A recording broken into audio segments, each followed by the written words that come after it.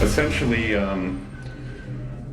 they were putting drugs in the coffee, and then when I would go out and get a crate, I would get a dose of drugs in my coffee, drink that, and then so for a few days I wasn't able to eat or sleep very well. And this was all leading up to the events that happened on Friday evening, I guess. Well, that gives you a taste of a bizarre murder case in Northern California. That's the suspect, Steve Lebo. He claims he was framed for murdering a co-worker, that he didn't do it. The victim's body, though, has not been found. Let's talk about it with Lise Wheel, a Fox News legal analyst. Dan Schorr is a former prosecutor. This is a bizarre case from the get-go, Lise. You know, you hear from time to time about coworkers who have a beef with one another, and it festers for months or years, and then one of them ends up dead. These guys had been working together 4 days?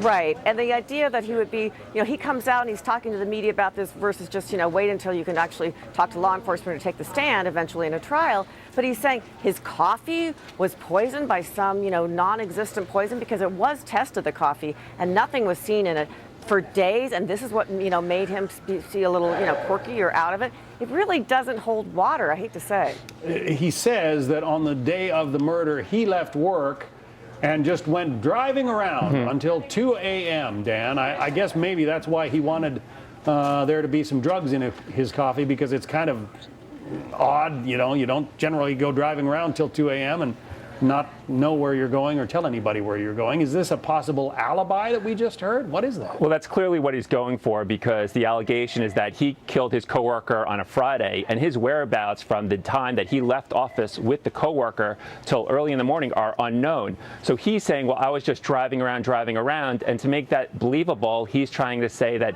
someone spiked his coffee and therefore he couldn't sleep, and therefore he had to keep driving. It's an unusual case, and also there's the issue that they still haven't found the victim's body, yet they're charging him with murder. That means the police believe they have powerful evidence. They just haven't said what it is publicly yet. Yeah, these guys worked together in a motorcycle shop, Lise. The murder scene, police say, was a burned out building next door, supposedly boarded up, but there was also some kind of an employee bathroom in there.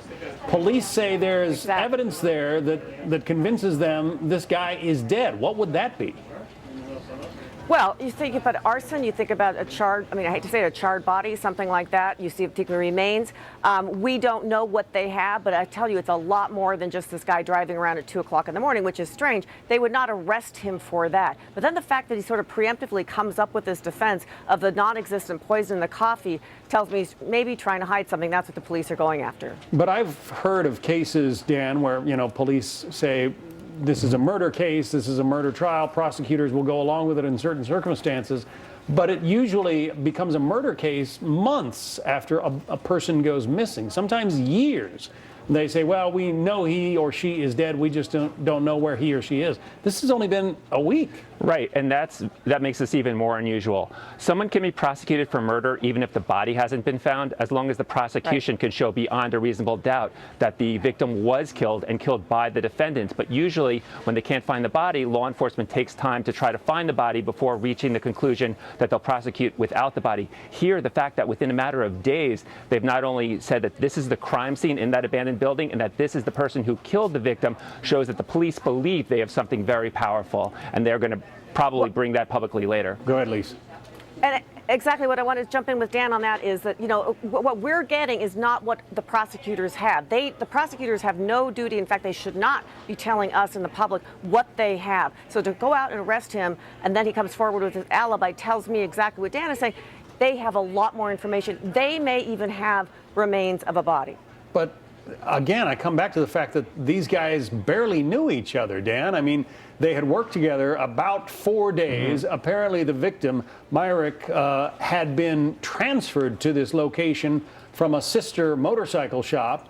the guys worked together 4 days, and all of a sudden, one of them is dead. What's the motive? And don't police? I mean, shouldn't police say something about a possible motive here? Well, that's certainly an interesting question. What motive could there be when they were only working together for a few days? Yet we know people do have disputes. Sometimes right when people meet, they have disputes over something, and it sometimes leads to a murder. Now remember, motive is important to convince a jury the defendant's guilty, but it's not an element of the crime. So the police don't have to prove a motive, although it's certainly helpful if they're trying to convince a jury that this defendant is guilty. Lise, what kind of evidence do you suppose is lurking in that burned out building next door? Is it blood evidence? What is it that police are relying on here? I'm assuming that it's physical evidence, and Dan is exactly right. You do not have to show motive to actually make the case. But if you go to a jury without a motive argument, you're probably going to lose it, because jurors want to hear what was the motivation, what happened in those 4 days to make, the defendant kill the victim. Obviously, if they find the body, and the search teams are still out, I mean, volunteers from Myrick's family are out looking for him. If they find the body, does that turn this case completely on its head, Dan? Well, if they find the body, they'll probably, along with that, find evidence of how the person was killed and forensic evidence possibly about who killed him. And that will either corroborate the evidence they already have from that abandoned building, or it will not. If it corroborates it, that's even more powerful evidence against that defendant. But as we've said, we don't know yet what evidence they have in that building, but the police believe they have powerful evidence because they moved quickly to make an arrest here. All right, and I'm guessing we'll be seeing some of that jailhouse confession in the prosecution's case against this guy. Not a jailhouse confession, excuse me. He didn't confess. Statement. Jailhouse statement. No. Thank you. All right, Lise Right. Wheel, Dan Schorr. We'll let our viewers know what happened.